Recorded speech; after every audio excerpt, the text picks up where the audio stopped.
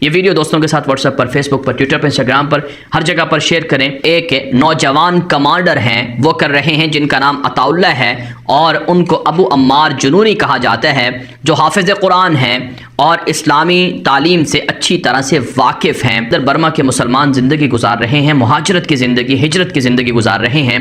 اب مسلمانوں کو ان کا اپنا وطن دلوانے کے لیے اب نوجوانوں کی ایک نئی فوج تیار ہوئی ہے، ایک نئی تنظیم بنائی گئی ہے، جنہوں نے افغان طالبان کی اسٹریٹجی کو، افغان طالبان کی حکمت عملی کو اپنانا شروع کیا ہے۔ اسی حوالے سے ناظرین کرام، تازہ ترین جو رپورٹس ہمارے پاس آئی ہیں اور ہمارے پاس جو برما اراکان سے مسلمانوں نے جو ہمارے پاس ویڈیوز اور تصاویر بھیجی ہیں، وہ اس وقت آپ ہماری اسکرین پر بھی دیکھ سکتے ہیں۔ اس ویڈیو کے اندر دکھایا گیا ہے جس طرح سے افغان طالبان اپنے نوجوانوں کو تربیت دیتے ہیں جہاد کی اور آزادی کے لیے ان سے عہد لیتے ہیں، اسی طرح سے اس کے اندر بھی ایسا ہی ہو رہا ہے۔ برما کے نوجوانوں نے اور برما کے مسلمانوں نے اپنی آزادی کے لیے ایک نئی جماعت بنائی ہے جس کا نام حرکت الیقین رکھا ہے یا عرصہ رکھا ہے، اور اس جماعت کی جو قیادت ہے وہ ایک نوجوان کمانڈر ہیں، وہ کر رہے ہیں، جن کا نام عطاء اللہ ہے اور ان کو ابو عمار جنونی کہا جاتا ہے، جو حافظ قرآن ہیں اور اسلامی تعلیم سے اچھی طرح سے واقف ہیں۔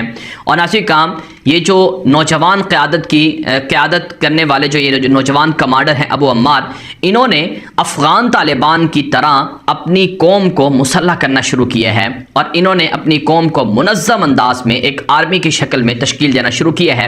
تاکہ یہ اپنا حق لے سکیں۔ جو کچھ ان پر مظالم ہوئے ہیں، جو کچھ ان کے ساتھ ظلم کیا گیا ہے، جو ان کا حق چھینا گیا ہے،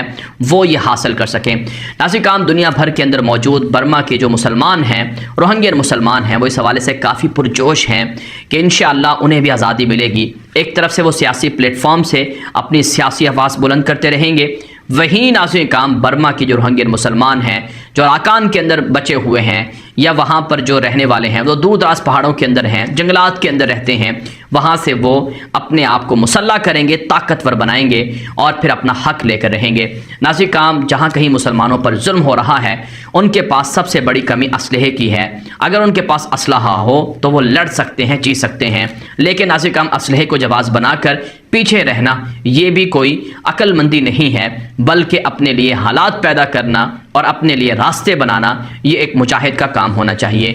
ہم دعا گو ہیں ناظرین کرام، دنیا بھر کے اندر جہاں کہیں مسلمانوں پر ظلم ہے ان پر ظلم ختم ہو جائے، برما کے مسلمانوں کو ان کا حق مل جائے اور ان کو اراکان ریاست کے اندر ان کو اپنے مذہب کے مطابق، اپنی جو روایات ہیں، ثقافت ہے، اس کے مطابق اپنی زندگی گزارنے کا موقع مل سکے۔ ناظرین کرام، دنیا بھر کے اندر برما کے روہنگیا مسلمان پھیلے ہوئے ہیں، وہ دعا گو ہیں کہ ان کا یہ نیا جذبہ اور یہ نئی تنظیم جو جہاد کے علم کو لے کر اٹھی ہے اللہ کے دین کی سربلندی کے لیے اور اپنے ملک کی آزادی کے لیے، انہیں اس میں کامیابی ملے۔ برما کے روہنگیا مسلمان جن کو تعلیم سے دور رکھا گیا، جن پر ظلم کیا گیا، ان کے وسائل ان سے چھینے گئے، آج مختلف ملکوں کے اندر اعلیٰ تعلیم حاصل کر رہے ہیں۔ ہمیں ملیشیا سے اور دیگر جگہوں سے مختلف برما کے روہنگیا مسلمانوں سے تعلق رکھنے والے لوگوں نے رابطہ کیا اور انہوں نے کہا کہ وہ اپنے قوم کی خدمت کے لیے ادارے بنا چکے ہیں، اسکولز بنا چکے ہیں اور اکیڈمیز بنا چکے ہیں جہاں پر روہنگیا مسلمانوں کو تربیت دی جا رہی ہے۔ بہرحال ناظرین کرام،